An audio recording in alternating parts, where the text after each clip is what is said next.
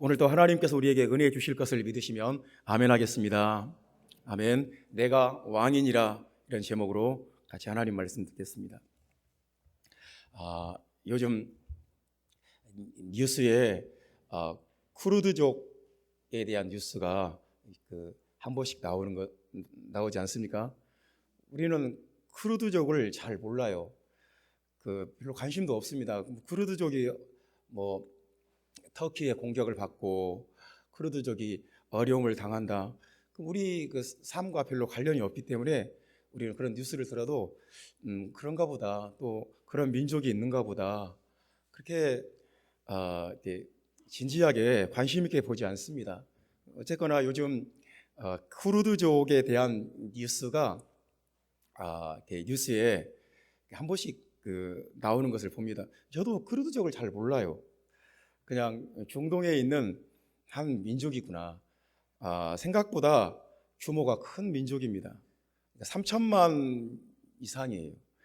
그냥 터키에 한 1,500만, 이란에 800만, 이라크에 550만, 시리아에 한 200만, 이렇게 어마어마하게 큰 민족입니다. 북한보다 인구수가 더 많지 않습니까? 정확한 통계는 아닌데 더 많을 수도 있어요. 근데 이렇게 큰 민족이 참 이 민족에 대해서 우리가 관심 가져야 할 것은 뭐냐면, 나라를 세우지 못했다는 거예요. 그 나라가 없어요. 민족은 있고 언어가 있고 문화가 있는데 그 나라가 없어요. 나라가. 그러니까 참 얼마나 이게 나라가 있으면 뭐하고 정부가 있으면 뭐하냐, 별로 그냥 하루하루 살면 되는 거지, 그게 아닙니다. 그 민족이 나라가 없는 지 지금 몇천 년째예요. 그러니까 얼마나 어려움을 많이 겪는지 몰라요. 쿠르드족은 또 희한하게도 자기 민족들끼리만 결혼해요. 그러니까 단일 민족이에요. 우리 한민족은 단일 민족이다 그러는데 그렇지 않아요. 우리가 한국 사람들 단일 민족이다, 절대 그렇지 않습니다. 저 몽골 쪽에서, 시베리아 쪽에서 내려온 북방계하고 저기 순다 열도에서 올라온 남방계하고 우리는 이렇게 섞였어요. 그래서 단일 민족이라고 할 수가 없습니다. 근데 이들은 자기 민족들끼리만 결혼을 해요.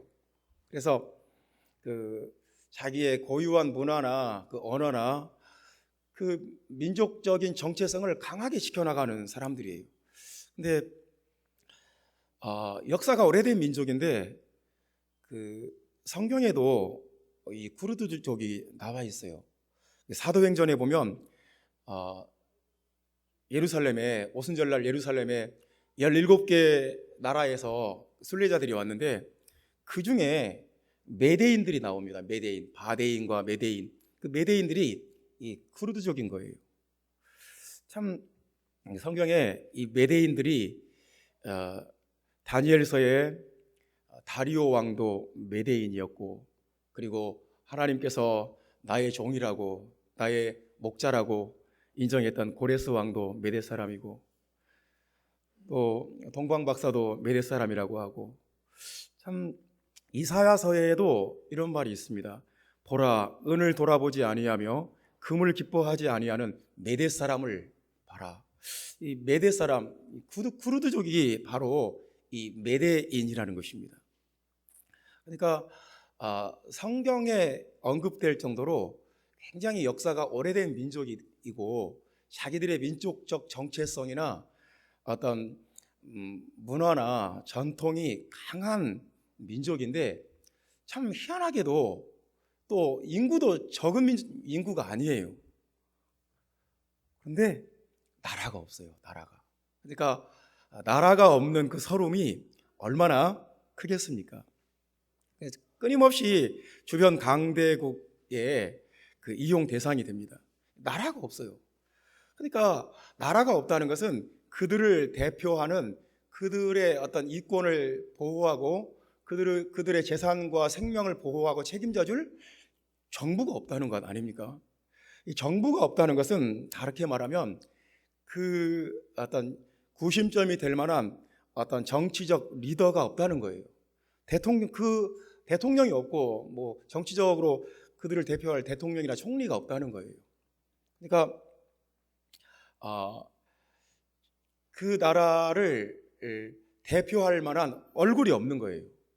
참 그 세상에 이럴 수도 있어요. 그게 역사적으로나 지리적으로 어떻게 이런 기이한 현상이 벌어졌는지 잘 모르겠어요.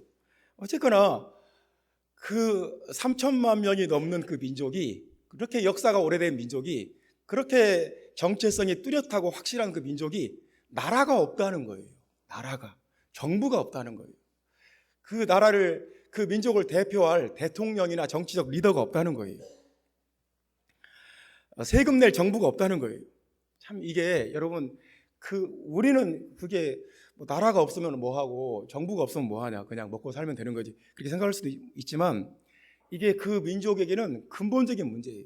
그 나라는 독립하려고, 자기 나라 정부를 세우려고 지금 뭐 얼마나 노력하는지 모릅니다. 그 민족의 가장 강렬한 그 염원이 자기 나라를 세우는 거예요. 자기 정부를 세우는 거예요. 자기 손으로 대통령을 뽑는 거예요. 참 여러분, 왕이 없다는 거, 정부가 없다는 것은 심각한 문제입니다. 그렇지 않겠습니까? 여러분 어떻게 생각하십니까? 왕이 없어도 됩니까? 정부가 없어도 됩니까? 대통령이 없어도 되는 겁니까? 그것이 없다는 것은 참 끔찍한 일이고 우리 삶의 근본적인 문제를 제기해요. 뭐 우리의 이권을 보호해줄, 우리의 생명을 지켜줄 정부가 없는 거니까요. 뭐 누가 우리를 공격해도 속수무책인 거예요. 여러분, 왕이 없다는 것은 참 근본적인 문제다 하는 것을 여러분하고 같이 공감하고 싶습니다. 그런데 성경에도 보면 왕이 없는 그런 시기가 있어요. 그러니까 성경 사사기는 왕이 없었다는 말을 4번씩이나 반복합니다. 17장 6절에, 18장 1절에, 19장 1절에, 21장 25절에 계속해서 이스라엘에 왕이 없었다는 거예요. 그러니까 그 사사기가 350년에서 400년 지속되는 굉장히 긴 기간이에요. 어마어마하게 긴 기간입니다. 근데 그 400년 동안 왕이 없었다. 그래서 사사기 시대가, 그 400년 세월이 그렇게 영적으로 혼란스럽고, 그렇게 영적으로 무질서가 심하고, 사회적으로, 문화적으로, 영적으로, 또 경제적으로 굉장히 혼란스러워요. 끊임없이 그 주변 민족들에게 공격받고 시달림을 받아요. 굉장히 혼란스러웠던 시기예요. 그런데 그 시기가 그렇게 경제적으로나 모든 면에서 그렇게 안정되지 않고 혼란스럽고 무질서하고 타락하고 그렇게 된 근본적인 원인이 왕이 없어서 그랬다는 것입니다. 왕이 없어서. 이제 사사기에서 왕이 없다는 말은 2가지 의미로 쓰였습니다. 그 시대가 왕정 체제가 아니었다는 거예요. 왕이 지배하는 그런 시대가 아니었다는 거예요.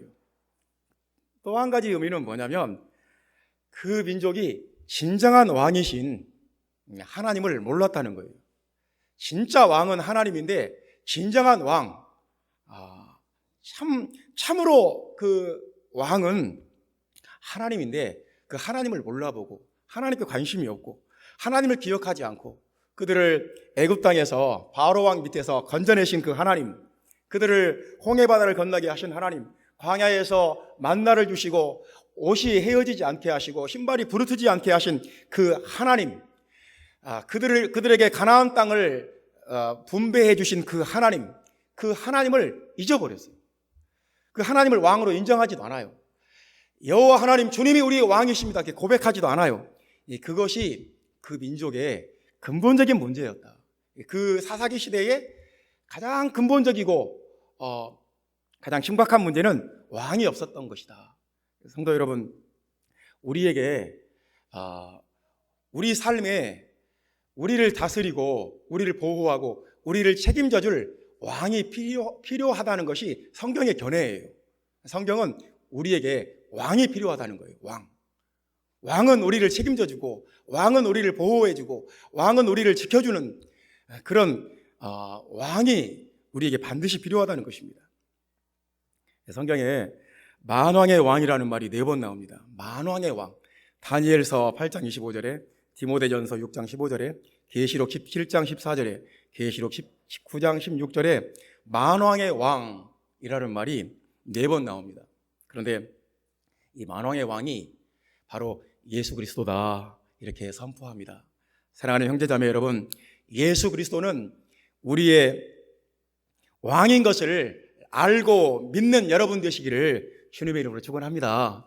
그러니까 왕이 있어요. 우리를 책임져주고 나를 지켜주고 내 생명과 내 재산을 보호해주는 그 왕이 있어요. 나를 영적으로 육적으로 모든 면에서 내 정체성을 지켜주고 나를 책임져주는 그 왕이 있다는 거예요. 그 왕은 보이지 않는 세계의 왕이기도 하고, 이 보이는 세계의 왕이기도 하고, 현 세상의 왕이기도 하고, 앞으로 오는 세상의 왕이기도 하고, 예수님은 왕이라는 것이에요. 예수님이 공중에 재림하실 때 전 세상이, 온 세상이 저분이 왕이구나 하는 것을 완전히 알게 돼요. 전 세계가 똑같이 저분이 왕이구나. 예수님이 공중에 재림하신다는 것은 그분이 만왕의 왕이라는 것을 온 천하가 알게 해요. 물이 바다를 덮은 같이 예수 그리스도가 온 천하 만국의 왕이라는 것을 온 천하 만국에 공개적으로 선포하는 거예요. 사랑하는 형제자매 여러분, 여러분 삶에 문제가 많죠. 어려움이 있죠. 혼란이 있죠. 알 수 없는 어려움이 있고, 그렇지 않습니까? 문제가 끊이질 않아요. 문제가 있고 골치 아픈 것이 있고 괴로운 것이 있어요. 그러면 우리는 왜 이럴까 생각을 하지 않습니까? 왜 이런 문제가 생길까? 왜 이런 걱정거리가 생기고, 왜 이런 스트레스 받는 이런 문제들이 왜 생기는가? 도대체 어디서부터 이 문제를 해결해야 되는가? 우리는 이제 혼란스럽고 막 생각을 하게 됩니다. 근데 성경은 그렇게 말하는 거예요. 우리 삶의 근본적인 문제, 가장 근본적인 문제는 왕이 없을 때 일어난다. 내가 진짜 왕을 몰라보고 왕을 무시해버리고, 왕이 있어요. 없는 게 아니에요. 근데 왕을 몰라요. 알고 싶지도 않아요. 그리고 안다 하더라도 인정하고 싶지도 않아요. 그냥 별로 나는 왕에 대해서 알고 싶지도 않고 나는 왕이 없다. 그렇게 되면 이제 우리 삶에 모든 혼란과 타락과 무질서와 문제가 발생한다는 것입니다. 그렇지 않겠습니까? 대적으로부터 우리를 지키고 우리를 보호하고 우리의 정체성을 지키고 우리 문화적 전통을 지킬 왕이 있어야 되지 않겠습니까? 우리의 왕이 누굽니까? 우리를 책임지고 우리를 영원토록 우리와 함께할 왕이 누굽니까? 예수 그리스도입니다. 그렇게 믿으시기 바랍니다. 나는 그것을 여러분들에게 오늘 선포하는 것입니다. 예수 그리스도가 우리의 왕이다. 이렇게 여러분에게 선포하는 것입니다. 그렇게 믿으시면 아멘 합시다. 우리를 지키고 우리를 위해서 싸우고 우리에게 승리를 주시는 우리의 왕이 누굽니까? 예수 그리스도라는 것을 나는 여러분에게 선포하는 것입니다. 나를 대신해서 싸우고 나를 위해서 싸워주고 원수를 밟아서 이기고 우리에게 완전한 승리를 가져다 주시는 우리의 왕이 누굽니까? 예수 그리스도라는 것입니다. 나는 그것을 여러분에게 오늘 선포합니다. 세상 끝날까지 우리와 함께하고 우리를 지키고 나를 책임지고 나를 보호할 우리의 왕이 누굽니까? 예수 그리스도라는 것입니다. 예수 그리스도가 우리의 왕인 것을 여러분 마음속에 믿고 여러분 입으로 고백하고 선포하는 은혜가 있기를 주님의 이름으로 축원합니다. 오늘 37절 말씀에 보면 주님이 이렇게 말씀하십니다. 내가 왕이니라. 내가 왕이니라. 참 나는 이렇게 단순한 선포를 좋아해요. 이렇게 단순하고 이런 말씀들이 굉장히 능력이 있어요. 주님이 여기서는 이렇게 유대인들한테 말씀하실 때는 좀 애매하게 뺑 돌려서 우회적으로 말씀하시는데 주님이 빌라도 앞에서는 아주 그냥 직설법을 사용하셨어요. 내가 왕이다. 자신이 왕이심을 아주 그냥 강하게 선포하십니다. 이 요한복음 18장에서는 주님이 자신이 왕이심을 계속해서 선포하십니다. 예를 들어서 5절에 보면 18장 5절에 보면 내가 그니라 그런 말이 나오는데 이런 말씀도 참 특별한 말씀입니다. 내가 그니라. 영어로 하면 I am he 이렇게 되겠지만 헬라어는 I am이에요. I am. 나는 스스로 존재하는 자다. 나는 존재하는 나다. 그러니까 이 I am이라는 말은 모세가 떨기나무 불꽃 속에서 나타나신 그 여호와 하나님에게 물어봤어요. 누구시냐고. 내가 이스라엘 백성들에게 누구라고 말을 해야 되냐고. 그랬을 때 그 떨기나무 불꽃 속에서 나타나신 그 하나님이 I am 그랬어요. 나는 스스로 존재하는 자다. 나는 스스로 존재하는 나다. I am. 근데 그 주님이 여기서 내가 그니라 에고 에이미 I am 그 말입니다. 6절에도 보면 내가 그니라 I am 쓰는 것입니다. 8절에도 보면 내가 그니라 I am. 나는 하나님이다. 모세에게 나타나신 하나님. 나는 아브라함에게 나타났던 하나님, 이삭에게 언약을 맺은 하나님, 야곱과 언약을 맺은 하나님. 나는 너희 조상들의 하나님이다. 주님이 그렇게 I am이라고 말씀하실 때 굉장히 그 말씀 자체가 능력이 있어서 주님이 I am 이렇게 말씀할 때 그 말씀은 단순한 말이 아니었어요. 굉장히 능력이 있는 말씀이라서 그 말씀을 하는 순간 예수님을 잡으러 왔던 이 성전 경비대원들이 땅에 엎드려졌어요. 6절 말씀 보면 내가 그니라 하실 때에 그들이 물러가서 땅에 엎드러지는지라. 그 말씀 자체가 강한 능력이 있었어요. 그래서 그냥 그 말씀을 듣자마자 땅에 엎드러져요. 그냥. 이 예수님을 체포하러 몽둥이 들고 칼 들고 횃불 들고 온 이 사람들이 땅에 엎드려집니다. 그 말씀 자체가 능력이 있어요. 내가 왕이니라, 예수는 왕이다, 이 말씀 자체가 능력이 있어요. 예수님은 하나님이다, 이 말씀 자체가 능력이 있습니다. 우리가 예수는 왕이다 이렇게 말하면 우리를 괴롭히는 악의 세력들이 땅에 엎드려지는 역사가 있습니다. 그렇게 믿으시기 바랍니다. 여러분 수시로 예수님은 왕이다 이렇게 선포하세요. 예수님은 나의 왕이다. 예수님은 이 세상의 왕이다. 예수님은 온 천하의 왕이다. 이렇게 선포하는 은혜가, 이렇게 선포하면 여러분 삶에 능력이 나타납니다. 악한 것들이 땅에 엎드러진다니까요. 우리의 삶을 혼란스럽게 하고 우리 삶을 어지럽게 만드는 악한 것들이 땅에 엎드러져 버려요. 무너져 버려요. 예수님은 왕이다 선포하는 은혜가 여러분 마음속에 선포하는 은혜가 있기를 바랍니다. 여러분 가정에도 선포하세요. 예수님은 이 가정의 왕이다. 교회에도 선포하세요. 이 교회의 왕은 예수 그리스도다. 선포해야 됩니다. 내가 그니라. 예수님이 내가 그니라. 내가 왕이다. 자꾸 선포하시는 것입니다. 내가 하나님이다. 내가 만왕의 왕이다. 근데 그래서 이제 우리가 할 일은 예수님을 왕으로 인정하는 거예요. 예수님을 왕으로 내 마음으로 믿는 거예요. 예수님은 왕이다. 이것을 내가 입으로 시인하는 거예요. 예수님은 왕이다. 내 입으로 선포를 하는 거예요. 근데 이게 그렇게 쉽지 않습니다. 오늘 본문에 보면 예수님을 왕으로 고백하는데 다 실패해요. 그러니까 이게 쉬운 일이 아니라는 거예요. 여러분, 여러분한테 내가 따라서 하라고 할 수 있어요. 예수님을 왕이다 이렇게 따라서 여러분 다 따라서 할 거예요. 근데 이게 입으로는 쉬운데 진짜 우리의 삶을 들여서 예수님을 왕으로 고백하는 것이 쉽지 않다는 것을 오늘 본문에서 보여줍니다. 그러니까 예수님을 왕으로 고백한다는 것이 그렇게 단순한 문제가 아니고 간단한 문제가 아닌 거예요. 그냥 그래 예수님 왕이야 내가 입으로 말했어 그렇게 그 정도에서 끝나는 문제가 아니라는 거예요. 예수님을 왕으로 고백하는 것이 이렇게 쉬운 일이 아니에요. 예수님을 왕으로 고백하는 것은 엄청난 일이에요. 그러니까 그 당시에 초대교회에서는 예수님은 왕이다 하면 그냥 그 말 한마디 때문에 순교를 당할 수도 있고 불에 타 죽을 수도 있고 사자밥이 될 수도 있는 그런 시기예요. 예수님은 왕이다 이 말이 얼마나 참 이 말을 공개적으로 한다는 거, 이것을 내 입으로 시인하고 고백한다는 거, 목숨을 걸어야 하는 일이에요. 여러분, 예수님을 왕으로 고백하는 것이 결코 쉽지 않습니다. 그러나 그럼에도 불구하고 우리가 축복받고 우리가 살고 우리가 승리하는 유일한 길이 예수님을 왕으로 고백하고 선포하는 것밖에 없어요. 그렇게 하는 여러분 되시기 바랍니다. 예수님은 우리의 왕입니다. 믿으시면 아멘 합시다. 첫 번째, 예수님을 왕으로 고백하는데 실패한 첫 번째 사례는 유다입니다. 유다. 우리 성경 말씀 같이 한번 읽어봅시다.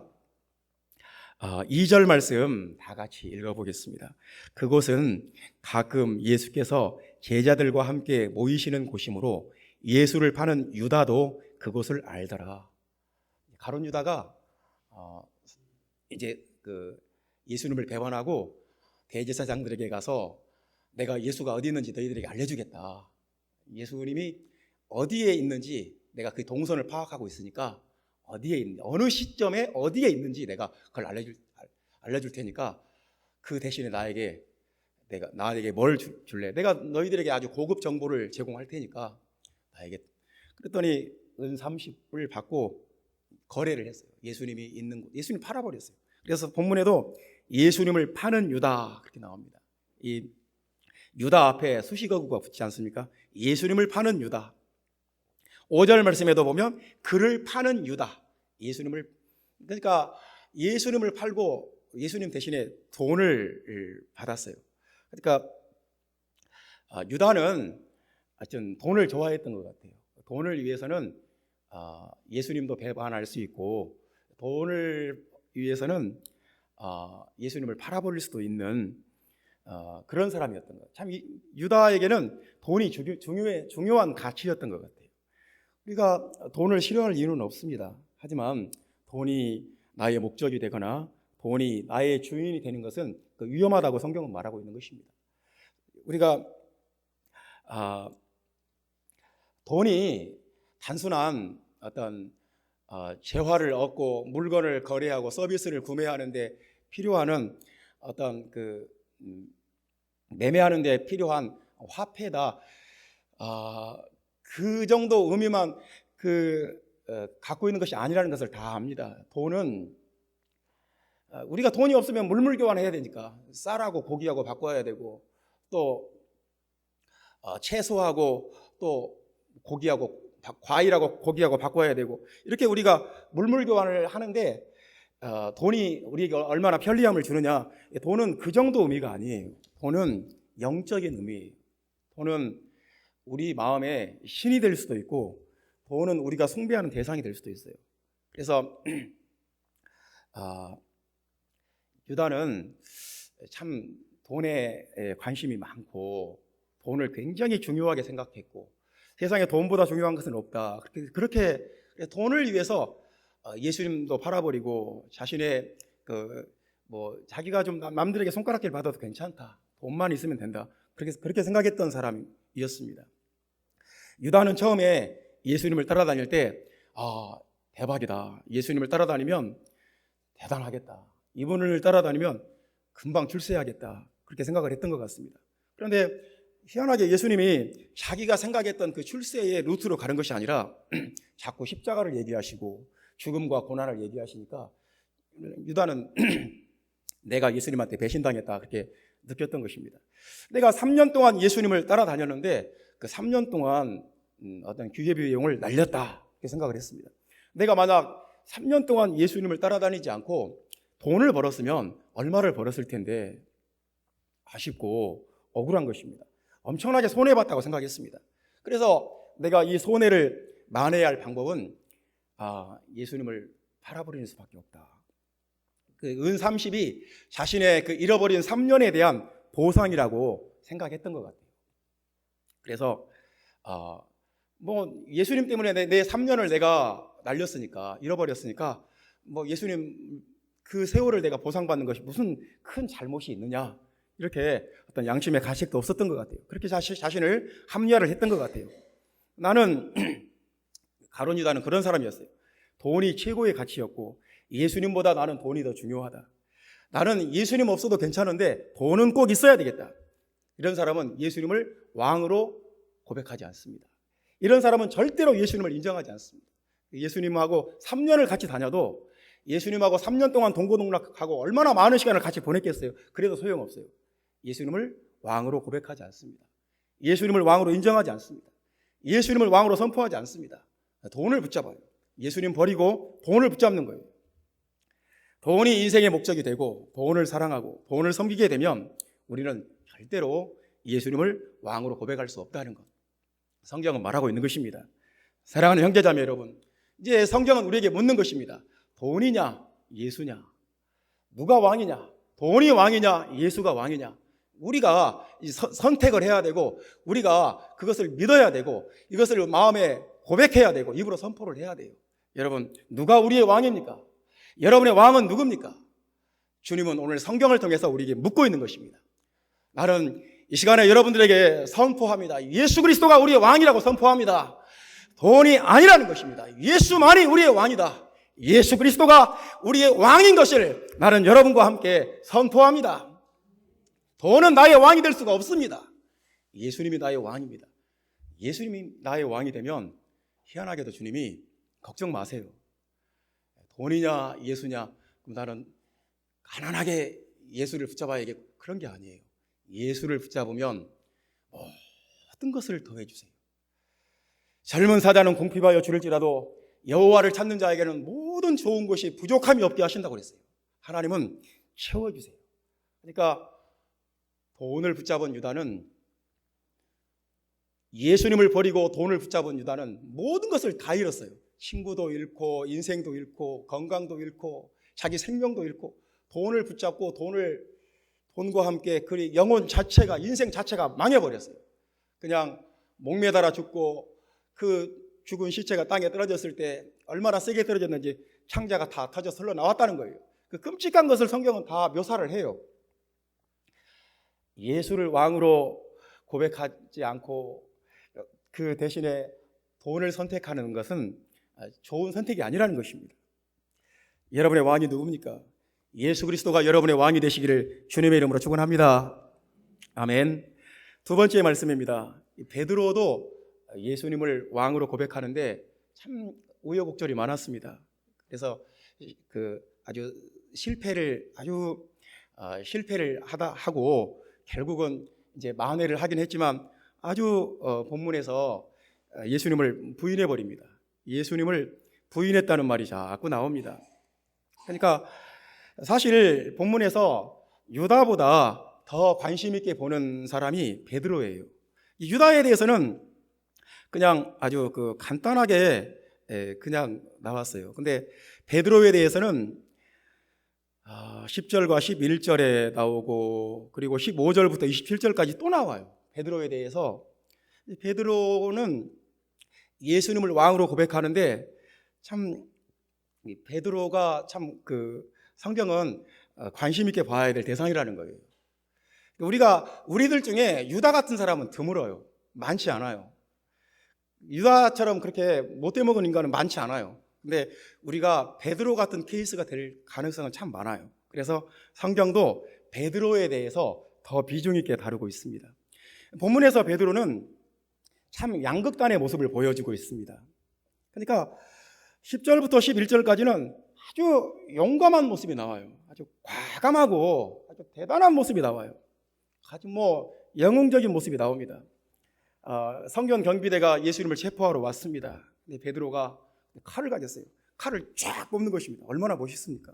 그냥 거기서 막 비겁하게 막 어깨를 움츠리고 고개를 숙이고 막 덜덜덜 떨고 있는 것이 아니에요. 그냥 이순신 장군처럼 막 갑자기 차를 쫙 뽑더니 한번 쫙 공중에서 휘두르더니 그냥 그 성경 경비대 한 사람을 해서 쫙 칼을 휘둘렀습니다. 그랬더니 그 말고라는 사람의 그 귀가 날아가 버렸어요. 그 귀를 베어버렸어요. 이 정말 얼마나 과감하고 얼마나 대단한 모습입니까? 또 한 가지 모습은 아주 비겁하고 아주 못나고, 정말 이렇게 못난 사람이 없어요. 이 대제사장 집에 문 지키는 여자가 물어보니까 나는 아니다. 나는 아니다. 나는 아니다. 그리고 또 그 제사장 그 집 마당에 그 종들이 또 물어보는 거예요. 너도 갈릴리 사람이지? 너도 그 사람 제자지? 나는 아니다. 그럽니다. 또 다른 종이 물어보니까 너도 저 지금 안에서 신문 받고 있는 예수의 제자지? 그러니까 나는 아니다. 이렇게 말합니다. 그러니까 여러분, 우리는 베드로의 이 양극단의 모습을 아주 과감하고 용감한 모습과 아주 비겁하고 못난 모습과 두 가지 모습을 왜 같이 보여줄까? 우리는 이제 궁금하지 않을 수가 없습니다. 그렇지 않습니까? 첫 번째 모습은 예수님의 호위무사예요. 그냥 뭐 내가 예수님을 지킨다. 내가 나를 봐라. 내가 이 칼로 예수님을 지키겠다. 아주 용감하고 영웅적인 모습 아닙니까? 그런데 두 번째는 예수님을 부인하는, 나는 그 사람의 제자가 아니다. 나는 아니다. 못나고 한심한 모습도 있고. 여러분, 이것이 무엇이겠습니까? 그 베드로는 사람들에게 자기가 보여주고 싶은 모습이 있고 자기의 실제 모습이 있는 거예요. 그러니까 베드로의 실제 모습은 이 못나고 이렇게 어린 아이 같고 이렇게 비겁하고 이렇게 초라하고 힘없는 모습인데, 베드로는 사람들 앞에 자기를 좋게 보이고 싶었던 것 같아요. 베드로는 자기 이미지 메이킹을 잘하고 싶었던 것 같아요. 내가 이렇게 하면 사람들이 나를 굉장히 멋있다고 생각하겠지. 나를 아주 훌륭하다고 생각하겠지. 나를 이렇게 대단하다고 생각하겠지. 그런 것을 염두에 두고 그 행동을 했던 것 같아요. 그러니까 사람에게는 자신의 실제 모습이 있고 자신이 사람들에게 보여주고 싶은 모습이 있어요. 아주 영웅이 되고 싶은 모습. 참, 정말 멋있는 모습. 아주 그냥 대단한 모습. 사람들에게 나는 이렇게 사람들이 나를 이렇게 봤으면 좋겠다. 그런 게 있는 거예요. 근데 이제, 그게 이제 마귀가 그것을 틈타고 마귀가 그것을 이용할 가능성도 얼마든지 또 있어요. 그러니까 여러분, 지금 무슨 얘기를 하려고 이렇게 말을 복잡하게 하는지 여러분이 좀 혼란스러울지도 모르겠습니다. 말을 좀 정리합시다. 자기 이미지라는 것이 있어요. 우리는 나의 이미지라는 것이 있어요. 그래서 사람들이 나를 어떻게 보는가 참 중요해요. 특별히 저처럼 이 앞에 나와서 설교하고 많은 사람들 앞에 서는 사람들은 자기 이미지가 참 중요해요. 그래서 어떻게 해서든지 사람들에게 나쁜 모습 보이지 않아요. 좋은 모습만 보이려고 무지 노력합니다. 나의 감추고 싶은 모습들이 있어요. 그리고 내가 여러분들 앞에 보여지고 싶은 모습이 있어요. 참 남이 나를 어떻게 보는가 굉장히 중요합니다. 저만 그런 게 아니에요. 여러분도 다 그래요. 남들이 나를 어떻게 보는가, 이 교회 사람들이 나를 어떻게 보는가, 우리 동네 사람들이 나를 어떻게 보는가, 참 이게 중요하지 않겠습니까? 내 이미지에는 세 가지 이미지가 있어요. 남이 나를 어떻게 보는가, 이게 있고요. 그 다음에 그거보다 더 중요한 게 있어요. 내가 나를 어떻게 보는가, 이게 중요합니다. 남이 나를 아무리 좋게 봐도 내가 볼 때 나는 한심하고 못난 사람이에요. 그러면 의미가 없어요. 내가 나를 어떻게 보는가가 중요합니다. 그보다 더 중요한 것이 있어요. 하나님이 나를 어떻게 보는가, 이게 중요한 거예요. 그러니까 이게 밸런스가 맞아야 돼요. 남들에게는 굉장히 거룩하고 믿음 좋고 신령하고 아주 의롭고 굉장히 이미지 메이킹을 잘 했는데, 하나님 보시기에는 이건 정말 아무것도 아니고 하나님 보시기에는 한심할 수가 있다는 거예요. 그러니까 항상 우리는 남에게 잘 보이려는 노력만큼 하나님에게 잘 보이려고, 하나님께서 나를 어떻게 보시는가, 하나님 앞에 내가 바로 서려는 노력을 해야 된다는 거예요.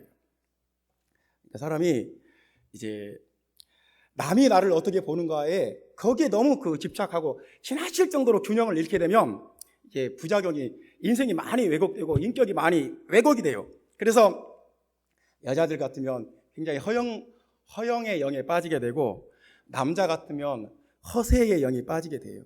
베드로가 그런 케이스예요. 허세, 남들에게 잘 보이고 싶었어요. 예수님의 호위무사, 예수님의 경호대장, 내가 예수님을 지킨다, 나를 봐라. 자기 이미지를 어떤 그 균형이 맞지 않는 거예요. 겉으로는 용감하고 영웅처럼 행동하지만 그 속에 하나님께서 보실 때는 아주 비겁하고 못난 모습이 있는 거예요. 예수님 미리 경고했어요. 너는 닭 울기 전에 3번 나를 부인할 것이다. 그러니까 착각에서 깨라는 거예요. 네 어떤 자가당착에서 빠져나와라. 너는 지금 많이 착각 속에 빠져 있구나. 자기 이미지의 그 우상이 깨어져야 돼요. 그러니까 우리가 성경을 보면 다윗을 한번 예로 들어봅시다. 다윗이 천하무적이었어요. 중동의 패권 국가였어요. 이스라엘 역사상 다윗 때처럼 영토가 넓고 이스라엘 역사상 다윗 때처럼 많은 조공을 받고 중동에서 이 다윗의 이스라엘 나라를 대적할 나라가 아무도 없어요. 그 당시에 뭐 아수르가 있었습니까? 바벨론이 있었습니까? 페르시아가 있었습니까? 없었어요. 그 당시에 최강대국이 바로 이스라엘이에요. 정말 나라가 부자예요. 금은보화가 넘쳐나요. 전쟁을 했다면 무조건 이겨요.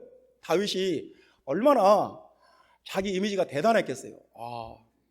이스라엘 역사상 지금처럼 잘 먹고 잘 살고 부자였고 영토가 넓고 나처럼 전쟁을 잘하는 왕이 어디에 있을까? 뭐 다윗이 얼마든지 자기에 대해서 대단하게 생각할 수 있고 어떤 자기 이미지에 대해서 나는 정말 대단한 사람이구나. 하나님이 나와 함께 하시는구나. 나는 하나님이 함께 하시는 특별한 사람이구나. 그렇게 생각할 수 있습니다. 그리고 어떤 그런 붕둥 떠다니고 있는데 그 순간 나단 선지자가 찾아와가지고 당신이 바로 그 사람이라고, 그 악하고 그 정말 잘못된 바로 그 사람이 바로 당신이라고, 그 다윗 마음속에 있는 그 우상을 사정없이 깨뜨려 버립니다. 나단이 찾아와서 그것을 지적했을 때 다행스럽게도 이 다윗이 자기 마음속에 있던 그 우상을 깨뜨려요. 무릎을 꿇어요. 내가 잘못했습니다. 내가 착각 속에 빠져 있었습니다. 내가 남들에게 내가 어떻게 보이는지 그것만 생각하다가 하나님 앞에서 내가 지금 어떤 모습으로 살고 있는지 그걸 놓쳐버렸습니다. 회개합니다. 잘못했습니다. 내게 다시금 구원의 즐거움을 회복시켜 주시고 주의 성령을 내게 거두지 마시옵소서. 그러니까 여러분, 사람이 자기 의에 빠져 있을 때, 자기 이미지에 빠져 있을 때 하나님의 주권을 놓쳐버려요. 하나님을 망각해버려요. 하나님을 기억도 안 해요. 이게 얼마나 위험한 일입니까? 그럴 때마다 닭이 우는 거예요. 베드로도 닭이 우니까 그때서 깜짝 놀랐어요. 내 자신의 진짜 모습을 닭이 우는 소리를 듣고 그때 깜짝 놀랐어요. 나단 선지자는 다윗에게 닭이 우는 거였어요. 한 가지 예를 더 들어보겠습니다. 라오디게아 교회에 대해서 주님이 직설적으로 말씀하십니다. 라오디게아 교인들은 자기 의에 도취되어 있었어요. 자기 이미지에 빠져 있었어요. 나는 부자다. 나는 부유하고 나는 부족한 것이 없다. 주님이 이렇게 말씀하십니다. 내 곤고한 것과 가련한 것과 가난한 것과 눈먼 것과 벌거벗은 것을 알지 못하는도다. 안약을 사서 바르고 네가 지금 어떤 모습인지, 하나님 앞에서 네가 어떤 모습인지 네 자신을 살펴봐라. 우리가 자기를 우상으로 숭배하게 되면 예수님을 부인할 수밖에 없습니다. 베드로는 자기 의에 도취되어 있는 사람이고 자기 이미지에 빠져 있는 사람이고 자기 착각 속에 빠져 있는 사람이에요. 자기가 우상이에요. 그러다 보니까 예수님의 주권을 생각을 못해요. 예수님을 부인하게 돼요. 3번씩이나 부인하게 돼요. 우리도 이렇게 자기 착각 속에 빠져 있을 때 한 번씩 닭이 우는 거예요. 닭이 울 때마다 우리는 깜짝 놀래요. 집안에 어떤 일이 생겨요. 어떤 트러블이 있어요. 어떤 골치 아픈 스트레스 받는 일이 생겨요. 그게 닭이 우는 거예요. 닭이 울 때마다 내가 할 수 있는 일은 아무것도 없구나. 하나님이 도와주지 않으면 나는 아무것도 아니구나. 나는 이렇게 약하고 이렇게 나는 어리석은 존재구나. 내가 이렇게 무지몽매한 약한 인간이구나. 하나님의 은혜가 필요하구나. 주님의 도우심이 필요한 존재구나. 내가 이렇게 곤고하고 가련하고 가난하고 눈멀고 벌거벗은 상태에 있구나. 나의 의는 더러운 옷과 같구나. 이것을 깨닫게 되는 거예요. 형제자매 여러분, 자기 자신을 숭배할 것인지 예수 그리스도를 섬길 것인지, 나를 왕으로 생각할 것인지 예수님을 왕으로 고백할 것인지 우리는 그 갈림길에 있는 것입니다. 여러분, 누가 우리의 왕입니까? 내 자아입니까? 예수 그리스도입니까? 예수 그리스도가 여러분의 왕이 되시기를 주님의 이름으로 축원합니다. 예수 그리스도만이 우리의 왕이 되셔야 되고 예수 그리스도만이 우리의 왕이에요. 나는 나를 절대로 구원할 수가 없어요. 내가 아무리 사람들에게 많은 칭찬을 받고 존경을 받고 영광을 받는다 할지라도 나는 나예요. 나를 구원할 수가 없어요. 항상 사람들 앞에서 내가 어떤 모습으로 드러나는가, 이거보다 하나님 앞에서 나는 지금 어떤 사람인가. 이 바리새인들은 사람들 앞에 자신들의 어떤 모습인가 거기에 목숨을 걸었던 사람들 아닙니까? 예수님은 그런 걸 좋아하지 않았어요. 우리는 내 자신을 부인하고 자기 십자가를 지고 주님을 따라가고, 주님 앞에서 내가 지금 어떤 사람인가, 하나님께서 나를 어떤 사람으로 보시는가, 내가 지금 하나님 앞에서 어떤 상태에 있는가, 그래서 주님의 주권을 인정하고 주님만이 왕입니다, 나는 아무것도 아닙니다, 주님만이 하나님이십니다, 주님만이 유일한 왕이십니다, 이렇게 고백하는 은혜가 저와 여러분에게 있기를 간절히 원합니다. 세 번째입니다. 빌라도는 예수님을 왕으로 고백하는데 실패했습니다. 참, 우리 성경 말씀 38절 말씀 다 같이 읽겠습니다. 38절 말씀, 빌라도가 이르되 진리가 무엇이냐 하더라. 이 말을 하고 다시 유대인들에게 나가서 이르되 나는 그에게서 아무 죄도 찾지 못하였노라. 빌라도는 로마의 교육을 받은 사람처럼 예수님을 만났을 때 아주 합리적으로 접근을 합니다. 예수님에게 아주 좋은 질문을 던지고 예수님의 그 충분한 대답을 이끌어내요. 예수님께 물어봅니다. 네가 유대인의 왕이냐? 네가 왕이 아니냐? 진리가 무엇이냐? 이 세 가지 질문을 던집니다. 그리고 나서 이 로마의 그 총독 빌라도는 결론을 내려요. 나는 그에게서 아무 죄도 찾지 못했다. 그 사람에게 나는 죄가 있는 것을 알지 못한다. 그리고 19장 12절 말씀에 보면 빌라도가 예수를 놓으려고 무지 노력을 많이 합니다. 근데 유대인들이 간단한 사람들이 아니에요. 빌라도가 그런 마음을 갖고 있다는 것을 알고 빌라도를 코너로 몰아버려요. 빌라도를 막다른 골목에 막 집어넣어버려요. 빌라도가 빠져나갈 수 없게 만들어버려요. 뭐라고 하냐면 참 위험한 발언을 하는 거예요. 12절 말씀 보면 이러함으로 19장 12절에 이런 말씀이 있습니다. 빌라도가 예수를 놓으려고 힘썼으나 유대인들이 소리질러 이르되 이 사람을 놓으면 가이사의 충신이 아니니이다. 무릇 자기를 왕이라 하는 자는 가이사를 반역하는 것이니이다. 참 빌라도를 코너로 몰아버렸다는 게 뭐냐면 당신 이러면 로마 황제에게 반역하는 것입니다. 그러니까 참 유대인들이 굉장히 전략적이고 치밀하고 머리가 좋은 거예요. 이 로마 총독을 꼼짝을 못하게 하는 거예요. 빌라도는 어쩔 수 없어요. 로마의 황제를 왕이라고 고백하든지 아니면 하늘의 황제이신 예수 그리스도를 왕으로 고백하든지 둘 중에 한 가지밖에 없어요. 로마의 황제가 진짜 왕인가, 예수 그리스도가 진짜 왕인가, 둘 중에 하나를 선택해야 되는 그런 막다른 골목에 도달해버린 거예요. 누가 더 큰가? 천하 제국을 다스리는 로마 황제인가? 아니면 하늘의 황제인 예수 그리스도인가? 누가 더 큰가? 선택을 해야 되는 그런 기로에 섰던 거예요. 빌라도는 고민했어요. 내가 예수를 왕으로 고백하면 내 모든 것을 그동안 쌓아온 내 지위와 내 어떤 이 신분과 내 경제적 기반과 이 모든 것들을 다 내려놔야 되는데 예수를 왕으로 고백한다는 것은 이런 어마어마한 대가를 지불해야 되는 것인데 내가 이걸 해야 되는가 고민합니다. 결국 가이사가 진짜 왕이라는 예수님을 왕으로 고백하지 않습니다. 못해요. 그래서 빌라도는 영원한 하나님의 나라를 놓쳐버립니다. 하나님의 나라를 놓쳐버려요. 눈에 보이는 세상이 더 크게 보이고 눈에 보이지 않는 하나님의 나라를 보이지 않으니까 빌라도는 그것을 놓쳐버립니다. 참 여러분, 빌라도는 아쉽게도 예수님에 대해서 많은 것을 들었고 예수님의 말씀을 많이 들었음에도 그 마음에 공감을 했음에도 불구하고 그럼에도 불구하고 예수님을 왕으로 고백하는 데에서는 실패했습니다. 그것이 그 인생의 가장 큰 실패예요. 우리가 예수를 왕으로 고백하지 않는 것은 우리 삶의 가장 큰 실패라는 것을 여러분 아시기를 주님의 이름으로 축원합니다. 아멘. 그래서 여러분, 우리 인생에 무엇이 중요한 문제입니까? 무엇이 근본적인 문제입니까? 돈을 좀 많이 벌 수도 있고 적게 벌 수도 있어요.